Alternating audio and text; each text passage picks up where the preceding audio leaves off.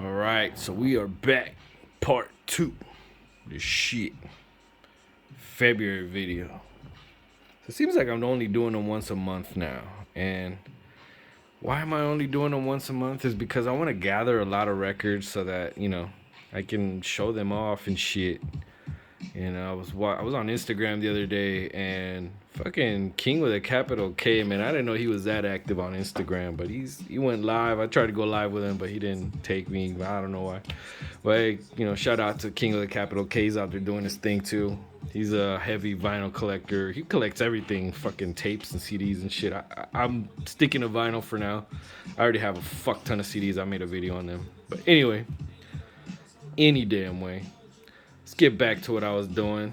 I was gonna go into my LPs. I rearranged them a little bit just because it's a certain order, they kind of hit a little different when you show them, in a certain way. So, getting right into it. Snoop Dogg, Bush. This right here is absolute trash. In fact, if anybody wants to trade this for anything, I'll trade it for a fucking anything. It's so bad. I'm sorry that I spent that much on this fucking album. Now, I love Snoop. Snoop is one of my childhood heroes. I grew up listening to Snoop. But god damn, this shit was terrible.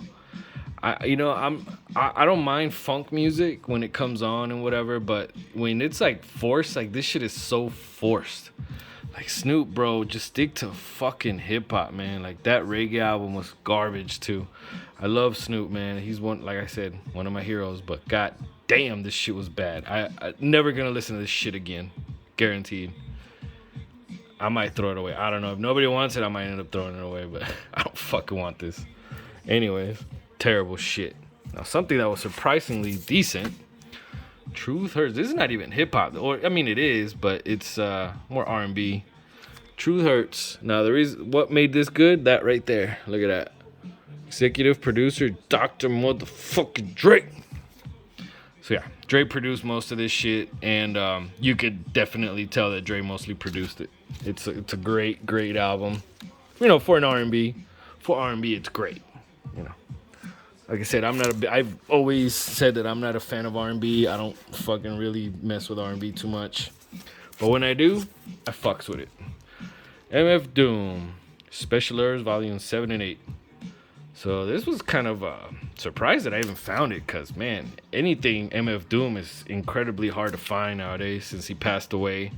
You either find it for incredibly expensive prices, or you just don't find it. It just sells out quickly. So I was kind of lucky I came across this. Just sitting there at a record store, in the back. And all it really is just instrumentals. Just shit that, when you play it, with your homeboys and they like to freestyle and shit. If they like to freestyle the beats, this is the kind of shit you play for them. And, it's all right. It's not like super great shit, but MF Doom was actually a good producer as well. And let's see, LA, the Dark Man. So he's from the Wu-Tang family tree. I don't know if you could tell that he's from the Wu-Tang family tree. He's not in Wu-Tang, but he's from the Wu-Tang crew, I guess. And this was a good buy. Actually found this at a record store, and it was, man, I really need to take the fucking prices off. But yeah, like this one just jumped at me. I had never heard LA Dark Man. And slap me if you want, I deserve it. But this album, yeah, I fucking loved it. I'm gonna actually bump that next once I'm done making this video. Put on my Serato, and I'm just playing a track because I don't want to mess with it while I'm doing this video. Anyways, LA Dark Man, that's a good one right there. Let's see, next one, Above the Law. Time will tell. Time will reveal. And this is probably their worst album. Yeah. Not gonna lie, this came out in 1996, and I was always amazed at how accessible, easy to get this fucking record is. And when I got it and I listened to it, I was like, "There's no way Above the Law can make a bad album," and they did. And this is probably the one bad album they did. I didn't like it. Not gonna lie. I'm gonna keep it for the collection. It's not as bad as that Snoop, but shit. So So I recently got into Ice-T, right? And this is my fault that I ignored Ice-T for so long. But Ice-T definitely deserves to be mentioned in the same breath as a Rakim and a Big Daddy Kane, all that shit. I feel like Ice-T doesn't get his dues because he's a West Coast guy. And everywhere you look in show business, there's a heavy East Coast bias. You know, whether it's sports or show business, everything is like, oh, New York, blah, blah, blah, blah, blah.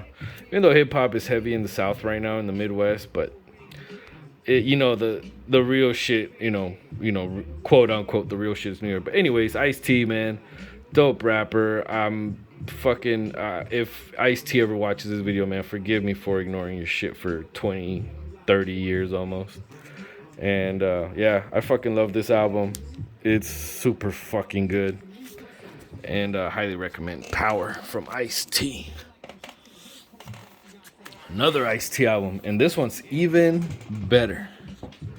Oh my God. This album right here. You know, it's been a while since I put on some shit I've never heard before. And I get a raging hard on from it. That track right there, Ziploc, which is really the opening track on this version. Now, from what I understand, there's different versions of this that are longer, right? Like the CD, this has less tracks than the album on the CD. And I was kind of like, what? Like, I didn't know that because I never bought the CD. Because like I said, I just got into Ice-T. And I'm very late to the party with Ice-T. So anyways, this is a very, very good album. This was even better than Power, which I highly recommend. But yeah, you need to go out and fucking get this one. This one, so far, of all the Ice-T albums I listened to thoroughly, this is the best one. OG Original Gangsta. Yeah. Not some R.I.P. Phife Dawg from Tribe Called Quest. This one was okay. It wasn't, super impressive, but it was all right. It was it's definitely worth buying. It did not cost me that. Okay, that's definitely not what it cost. And yeah, it's a decent one. It's got Flawless. Flawless is the one track I remember from this. I actually showed the single not too long ago on probably my last video. And let's see. Let's keep it going. Audio 2. This is one that has been eluding me for a minute. And finally got my hands on it. Audio 2 Top Billin'. Or is it just audio? No, what more can I say? But it has Top Billin'. Top Billin's fucking awesome track. But all in all, this entire album's pretty good. This is one album that I've been looking for a minute. It even has the instrumental of the Top Billin', which is dope. Most albums don't come with any instrumentals of anything. It might come with like a little track here and there or whatever, but whatever. That's a good one. Funk Dubious. So on the last video, I think it was the last video, I got a Funk Dubious single that the Bow Wow Wow. With your bow wow wow, yippee yo, yippee yay, blah blah blah blah blah blah. Yeah, that one. And I mentioned that I had seen their 2 albums from them at a record store, so I went back and they were still fucking there. So I copped them, and this is one of them. Which Doobie You Be, which is their first 2 albums really. So this is a classic, great shit. And Brothers Doobie, this is the other one, and they're both just fucking top notch. I mean, I don't know what happened to them. I don't know if I had heard rumors that Son Doobie, who's their lead guy, this guy right there in the middle, wasn't the most what's the word? He's kind of lazy. He wasn't a hard-working type of MC, and they just didn't do a whole lot. And it was, I don't know if it was his fault or whatever, but somebody being lazy on the mic is not a good thing on for anybody. Especially the group. So I don't know what happened to the group. I know Son Doobie's got a solo career after some Funk Dubious and whatever. All right, let's keep it going. Sean Price. So this right here, I got it on eBay for a very nice price. And I was ecstatic. And this is another guy that I'm kind of late to the party on. I'm late to the party on a lot of motherfuckers. And that's my fault completely. But yeah, this was amazingly good. I really love this album. This is one that I see myself playing a lot. And yeah, R.I.P. Sean Price. I'm sorry I didn't get to him while he was alive. got a friend that's really heavy into him, and he told me like, bro, you need to get on Sean Price. He's from Boot Camp Click and blah blah blah. I'm like, I mean, I've always fucked with Boot Camp Click. I've always liked Black Moon. I've always liked Buckshot, but for some reason, Sean Price just, you know, I missed out on him. And like I said, Monkey Bars, great album. So the next two kind of go together. And this is just Tupac's, you know, greatest hits, best stuff, whatever. It's not terrible, it's not great. It's shit that I pretty much already have. It's got 2 unreleased tracks. Resist the Temptation, which I was not impressed with. But the rest of them is just shit you've heard before, you know. It's just regular Tupac shit that you can get from the... If you buy the greatest hits, you don't need this. I only bought it because I'm a greedy motherfucker and I need to have everything from Tupac. So, yeah. And this is the other one. Volumes 1 and 2. So, yeah. So, as far as, like... Okay, so I'm gonna retract something. If you buy the greatest hits, you're not going to get everything that's on here. This does have Thug's Mansion. Let me see what else. Never Call You Bitch Again, which is the trash version. It's not the old school version. I really wish that they would put out the OG version of some of these tracks instead of remaking them. Yo, quit fucking up Tupac's music. Just put out the OGs, remaster them, do whatever the fuck you need to do, but don't remake the beats. It's just, it doesn't work. Okay? So I'm sure you already saw it. Nas's, what is it? King's Disease? Yeah. I thought it was decent. I thought the first few tracks were really good, and then after that, it just kind of takes a shit. Yeah, I'm not very heavy into a lot of these new rappers. Oh, the Firm track was actually decent. I don't know how the fuck I don't know where the fuck they found Foxy Brown. She must have been like in a foxhole or some shit. And yeah, she made it on the album with Nas again, like all these years afterwards. You know, Firm's from the 90s. So I haven't heard shit from Foxy Brown since like that I'll Be track with Jay-Z, I think. Maybe the Firm was the last shit I heard from Foxy Brown. But anyways, yeah. Not a great album, but it's decent for Nas. You know, I've heard worse from Nas. Let's see. Speaking of Nas, got the Illmatic live orchestra, live from the Kennedy Center, whatever. I thought this was cool. I thought it was a cool listen. I don't see myself bumping this shit too frequently. It's kind of like a live show that, you know, you kind of had to be there to really experience it. I feel like just hearing it is not enough. But all in all, you know, it's a decent listen. The tracks are very well put together by the orchestra, and very cool packaging. I'll see that shit. The packaging on this shit is fucking some of the best I've ever seen. So, yeah, that's a decent one. I don't highly recommend it, but if you want to get it, I mean, I guess. You know, if you're like into classical music and shit, like, you know, your grandma might like it, you know? Dub C and the Mad Circle. Ain't a damn thing changed. This is their first album from 1991, and this is a good one. Yep. Dub C, this is like the first... Actually, no, Dub C was in a group called Low Profile before this in the 80s. And I don't know what happened with them. I don't remember the other guy. It was just Dub C and... I think it was DJ Crazy Tunes. I'm not sure. You know, slap me across the face if you know who it is and tell me that I'm stupid because I don't know. Because I should know. But yeah, Dub C and the Mad Circle. Let me see. What is it? There was one song here that really stood out. Fuck, I don't remember. Cause this is one of those albums that I didn't own it when I was a kid. This is some shit that I, you know, learned about later on. And well, you know, I was lucky enough to find it and I got it. Okay, next one. It's not a Loud Records album. It's DITC. And this is the album called DITC. So yeah, fucking yeah, you know, fucking Fat Joe's on this, Big L, Showbiz and AG, Lord Finesse, Diamond D. I think OC's in it too. And the only thing that's terrible about this particular record is that it's a clean version. I hate clean versions. Clean versions come from the pits of hell, and that's where they should stay. Fuck clean versions. with a fat dick. And let's see. Oh, I missed the single, Big L's MVP. So both versions of this shit are great. It's got the album version, which is awesome. It's got the acapella, which is awesome. I'm gonna fuck around with that later on. That smooth. Oh god, fucking yachting. Oh my god, it's super late, and I'm just gonna continue this shit till I'm done.